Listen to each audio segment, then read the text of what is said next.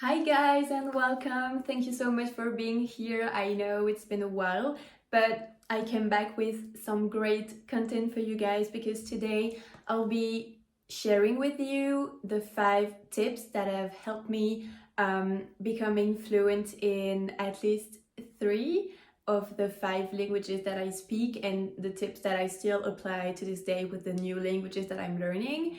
So I'll be sharing my experience with you along the way, and I can guarantee to you that if you do this, you will get results. This is my promise to you.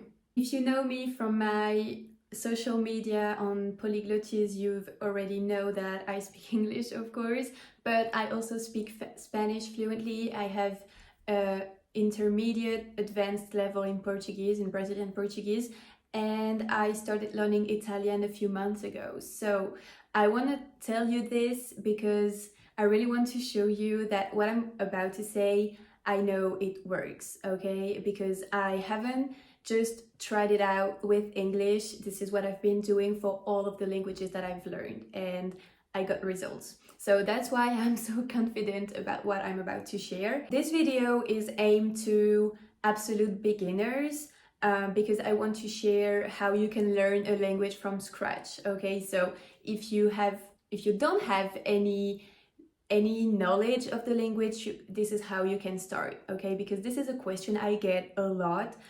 People asking me like, where do I start? What can I do? What's the plan, you know? So I think this is gonna be a good basis, a good roadmap for you to start. And I'm going to give you very simple actions that you can start doing today, okay? So this is, my goal is really for you to start today and, you know, mark your first point of learning and start your language journey. And before moving on to the first tip, I just would like to ask you to subscribe if you haven't yet. If you like this kind of content, this really helps me sharing my knowledge with as many people as possible and help as many language learners as I can. So if you do, thank you so much. Okay, so the first tip I want to share is that you have to learn the different sounds, like the sounds that change from your native language to your target language. This is really important, and I know it's really basic and it sounds like common sense to do this, but it's really important and it's really often neglected by new English learners and especially beginners, because you want to go straight to the fun thing and, you know, have conversations and stuff, but this is crucial for your learning, and it's really important to start with the right basis to start learning. I know this is not the most fun part, it's not the most interesting thing about your learning, but it is absolutely necessary, okay? Because if you want to have a good pronunciation, you have to start by doing this. And by that, I don't mean only listening to others saying, like speaking in English or whatever. You have to start doing it yourself. So let's take examples. If you're French and you're trying to learn English, you have to start exercising your TH sound, because this one doesn't exist in French. So it is most likely that you are going to struggle with that. So the more early you start doing it, practicing it, the better you'll be with that afterwards. So this is an example from French to English, but for example, if you're French and you want to learn Spanish, you have to master the ñ, which is really similar to our GN, but still you have to know it, to know this, because when you say it like this, it's not obvious about how you're gonna have to pronounce it. And for example, with Portuguese, Brazilian Portuguese or European Portuguese, whatever, you have the A, like this one. I actually don't even know how it's called, but you know what I mean. And you have to master this one, and this one actually is kind of easy because it's our French sound un. So that's it. When you see it, it's not obvious, you know. So this is my point. This is really important that you start practicing the sounds that don't exist in your native language. Also, this is kind of hard, okay? I'm not gonna lie, this is not fun nor easy, but it's essential. And most of the work here is going to be like you have to deconstruct everything that you know and start learning again, as if you were a baby. But the thing is, you're not. So you can learn faster and you have a way more developed brain to do that. So don't worry, it's not because you haven't started learning when you were a child that you can't do it as an adult, okay? It might be different and maybe more difficult to absorb the pronunciation like children do, but it's no big deal, okay? And you should start focusing on pronunciation, intonation instead of accent, okay? This is a key point. If you're trying to learn English from the very beginning, I highly recommend you the app Elsa Speak.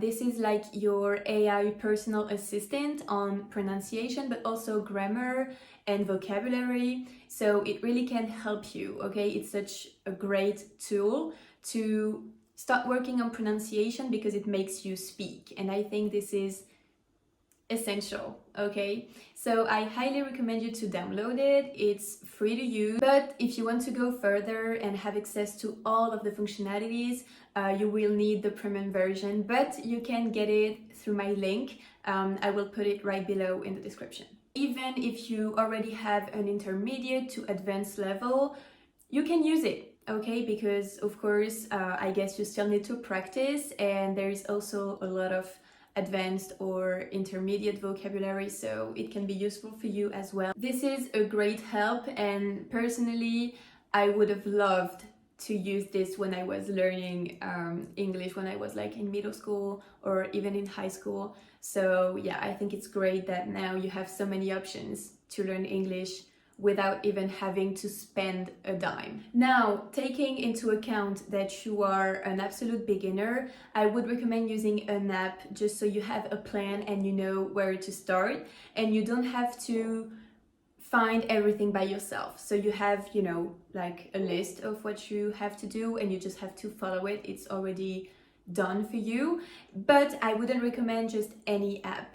Personally, what I did is that I started using Buzu when I wanted to start with my Brazilian Portuguese during quarantine. And then a few months ago, because I wanted to start learning Italian, that's what I did again. So the app is free. Once again, you just have to watch some ads, but it's okay. I think it's a good way to start.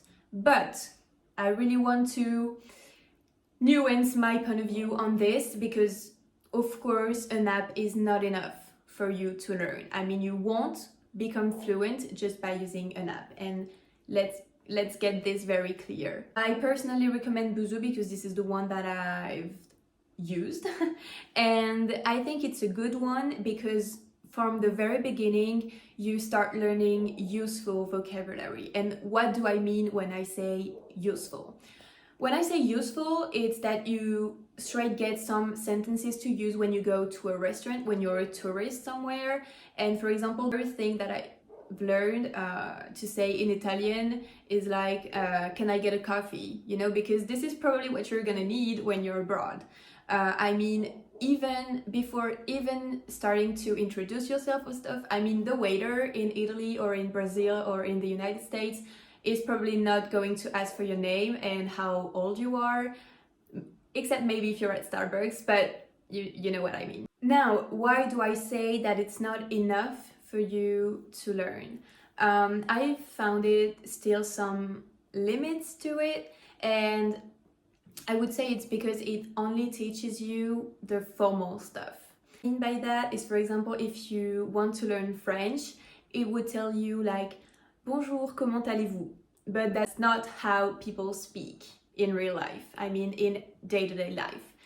So it was the same I found in Brazilian Portuguese, because it taught me like very formal, very standard, like well-spoken Brazilian Portuguese.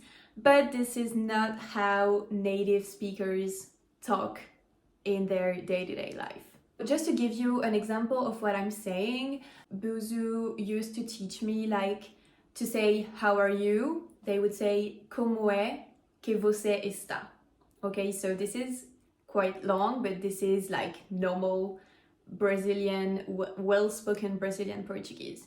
But then when I used to watch series on Netflix or to listen to people speaking like whatever, like in their stories or on podcasts and stuff, they would speak like como está. So it was really hard to understand because I feel like Brazilian speakers do the same thing that we do as French people, and we shorten the words a lot. As a result, written French or written Brazilian Portuguese and then spoken French and spoken Brazilian Portuguese are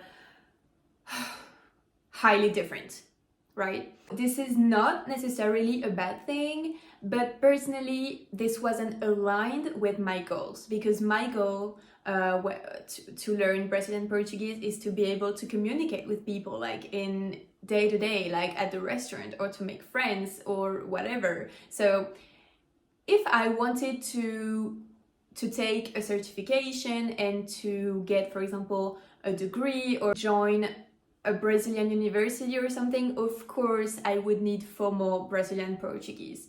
But the thing is, I don't have a goal like that. So it's really important that you try a method that is aligned with your goals. I'm saying that because my point is that a language is a whole panorama. Okay, so you have informal language, you have formal language, and you have everything in the middle.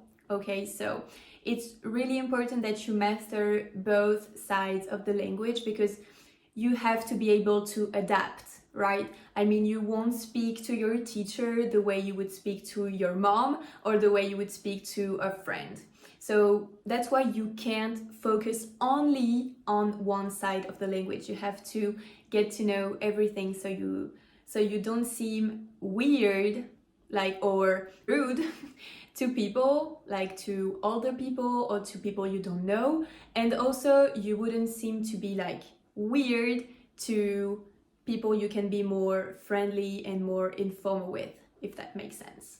And by the way, this is also the reason why I created my Boost program, because I know that at school you guys are taught a lot of formal English, a lot of writing, a lot of writing emails and stuff, writing letters maybe.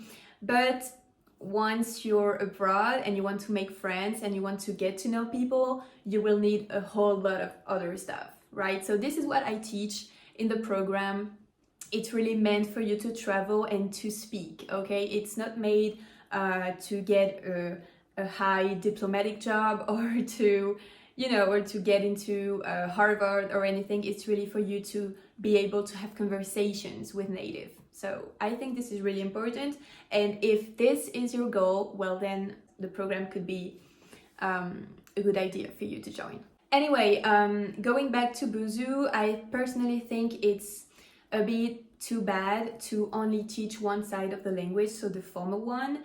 But of course, it's a free app, so I mean, we can't be too picky or demanding, because of course, if you don't even pay for it, I mean, you can have like high expectations. I think it's my opinion, of course. To finish with the second tip, so I would recommend starting with an app, but then try to make sure you still listen to authentic language, so authentic English, authentic Portuguese, whatever, on YouTube, because YouTube is literally a gold mine. You can find anything. So if you're an absolute beginner, I would recommend you to watch some language teachers, like explaining to you how the language is used. But then once you start feeling like you understand a little, just move to authentic content creators that create content for their native audience. Okay, so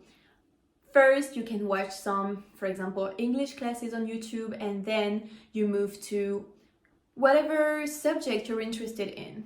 Okay, so if you, I don't know, if you like sports, well, you can find some content creators talking about sports in English. If you like, I don't know, if you like fashion, maybe you can find some content creator talking about fashion in Spanish.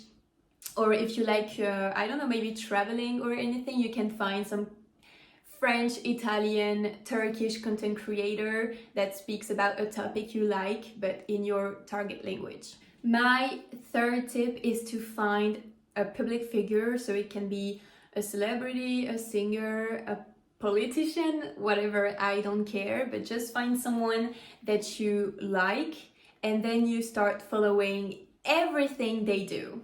Personally, I think for more efficient results, I think this person should be a musician, a group, or a singer. And let me tell you why.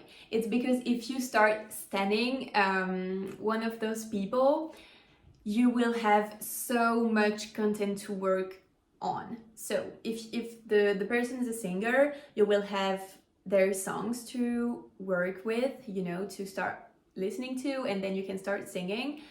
You will get a whole lot of interviews to watch where you can listen to them having conversations, because it's also great to start practicing your listening when you hear two or more people talking. This is really important, okay? Because of course it's easier when there is only one people talking, but once you're going to be in a group, it's going to be way more complicated to follow everything that's being said. So it's really important to work on that as well. As I was saying, if you start studying a singer, you will have songs, interviews, and you can also follow like some fan pages on social media, and also some press, because there are always going to be like some articles about them or anything. So you're going to be practicing speaking if you sing, listening if you watch interviews, reading if you get to follow like the press. Well, not necessarily writing, but if you want to start writing about them, well, you can. I mean, why not? To be completely honest with you guys, I've been doing this forever, okay? So when I was younger, I was obsessed with Miley Cyrus, so that's how I learned English basically, but then of course my interest moved on, but I still did this. When I was learning Spanish, I was obsessed with Romeo Santos, and then with Bad Bunny, so that's how I still keep in touch with Spanish. And for Brazilian Portuguese, I got obsessed with Anita, so you know, of course, once again, I could listen to her songs, I could watch her interviews, I could listen to the whatever podcast she was inviting on. So, you know, that works every single time. To be completely honest, I haven't found yet my person for Italian, but I was thinking maybe Chiara Ferragni, but I don't know yet. I'm saying a singer, but of course, it can be whatever you're interested in. This is the most important thing, okay, that you get in touch with something you like. So if it's not a singer, it doesn't matter. It can be an actor or an actress from a Netflix cast that you like, from a series that you liked. So you will also get a lot of content to work with, because with actors, well, of course you're gonna watch the series, so it is already a good start, and then you can watch their interviews as well, and you can follow like the Netflix YouTube page, which is really good, because they always have 2 or 3 members of the cast coming in and playing games and stuff, so it's such a nice way to learn. And yeah, I mean, and you're watching like your favorites at the same time, so it's a win-win. My fourth advice is to watch cartoons in your target language. Let me tell you why. Because it's aimed to a young audience, a young public, it's really easy to understand, and you will also learn a lot of words, and you will also, you know, get more familiar with the structure, the grammar, and how the phrases are made. So it is an excellent way for you to start. Once again, if you're an absolute beginner, it's amazing. The downside of that is that, of course, maybe you will think it's too childish for you. And of course, well, I mean, it's made for kids. But my advice would be to watch something you have an emotional connection with. For example, you can watch again the cartoon that you used to watch as a kid. So first you have, you know, this, you create this connection with like your intern child.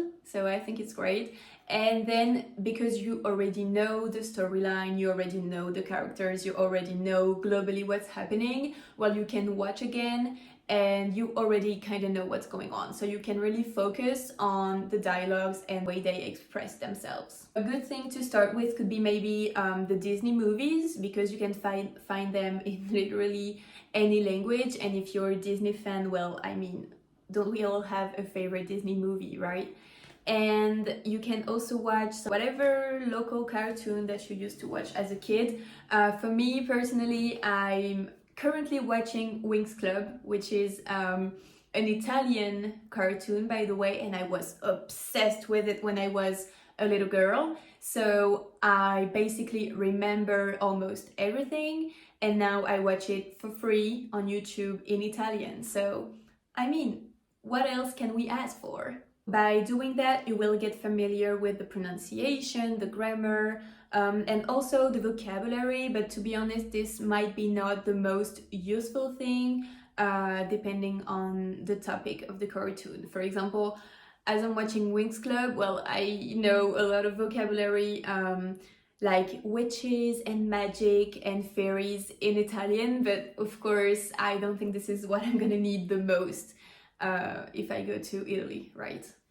Also, don't put too much pressure on yourself as you're watching a cartoon. This is supposed to be, you know, like a chill time where you can get in touch with the language, but without trying so hard, you know? So just get comfortable, sit back and watch, and just open your ears, you know?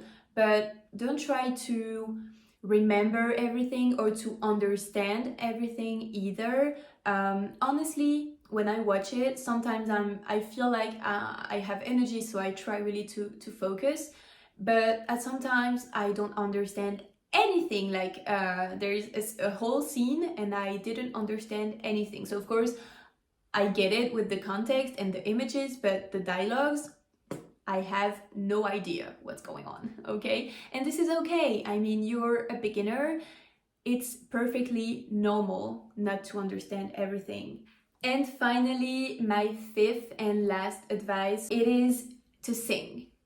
And singing has a lot of benefits. This is kind of linked to the third advice about finding a singer that you like.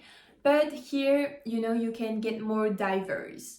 And this is gonna help you practice your listening, practice your speaking as well, if you sing, of course, and you're gonna learn so much vocabulary, okay? So this is amazing. I mean, by doing only one exercise, you're already training 3 of the main skills, and I think those are the most important.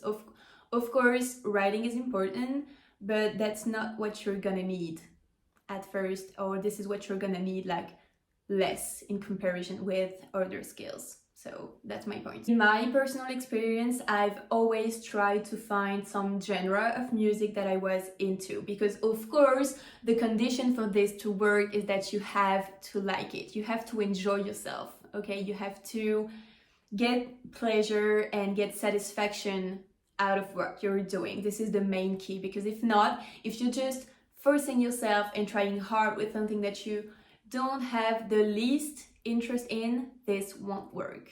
All right, the point of this is that if you like it, you will have the will to repeat it. And repetition is necessary in language learning, but this is something that us as humans, we don't like repetition, okay? We're like, once you've seen something once you watch something, you don't want to do it again. But repetition is key in your learning. My advice, like in conclusion, my advice would be to get yourself a playlist in your target language, so you can do it yourself. But if you like inspirations, of course you can find ones in Spotify or on YouTube or on Apple Music, whatever, and then you can maybe go to somebody else's playlist to find some inspiration, and that you just pick the songs that you like and you put it in your own. Finally, my last point about learning with songs is that you will learn a lot of informal vocabulary, of course, depending on what you listen to. For example, if you listen to rap, it can be a great way to understand a lot of natives, but there is also a downside to this, and it's that you might also learn not so well spoken language. So for example, vocabulary that is not classy or that is not well educated, or some structures that are not well spoken. So I think it's good that you know them and that you understand, so you can literally understand anyone, but not necessarily use them. And by that I'm thinking, for example, about the ain't structure in English. This is used a lot in songs, and not even only in rap songs. I mean, even just because it's more convenient sometimes, just because the phrase sounds better this way, they use it. But I personally don't recommend to use this in your daily life, you know, just so, I don't know, this is my opinion. You can do whatever you want, but still I recommend you to get to know everything, and then you don't necessarily have to use it, but at least you will be able to understand all of it. I'm done with the 5 tips that I wanted to share with you, but I have like one last advice that I really wanted to share, and it's don't be afraid of making mistakes. Mistakes help you learn and help you remember, okay? It's good to make mistakes, especially when you're learning and when you're an adult. Let me give you an example. As I said, I'm currently learning on Boozoo, and this app also has like a section where you can send exercises and you have native speakers correct them for you. For example, I did one and I wanted to say like, I'm a student, so this is really basic, but I didn't know how to say that, so I just wrote the thing that came across my mind, and sono studenta, something like this. And then this person corrected me and she said, it's not studenta, it's studentessa. And now I remember, because I made the mistake and someone corrected for me. Now I remember it. And same thing happened when I posted my polyglot check on my socials, and when I was talking in Italian, someone like said something nice about it in the comment section, and I wanted to say like, oh, thank you so much for your comment, I really appreciate it. And I wrote something like, grazie per il tuo commentario. And she, of course that was Spanish, not gonna lie, but I tried. And she said to me, it's not commentario, in Italian it's commento. And now I remember it, okay? Because she corrected me in a nice way. She didn't try to shame me or anything, or making me feel bad about it. And now I remember. So you can get to learn a lot from your mistakes. And at least, you know, you don't sound like you're trying hard to think. You just say what's going through your mind. And if you have someone correct it, well, it's just helpful. So accept it. Let other people help you, okay? Of course, in a good way. I mean, maybe you will face some mean people in your learning, but this is not what matters, okay? This is the end of this video. I hope it's going to be helpful for you. I hope this is going to give you ways that you can try to learn now, okay? Take action now. This is really important. To be active in your learning and not only passive. I mean, even though it's a great idea to watch things, to watch series, to listen to podcasts, and you absorb, but then you have to find a way to get it to come out of your mouth as well. So that's why please don't neglect your speaking part. This is really, really important if you want to improve, because writing is okay, understanding is great, but being able to speak is what's gonna be most rewarding. Okay, so please do this. All right. Thank you so much for watching until the end. I really hope this is going to help you in your learning. And if you liked it, please let me know in the comments. I would really appreciate it. Thank you so much once again, and I'll see you in the next video. Bye.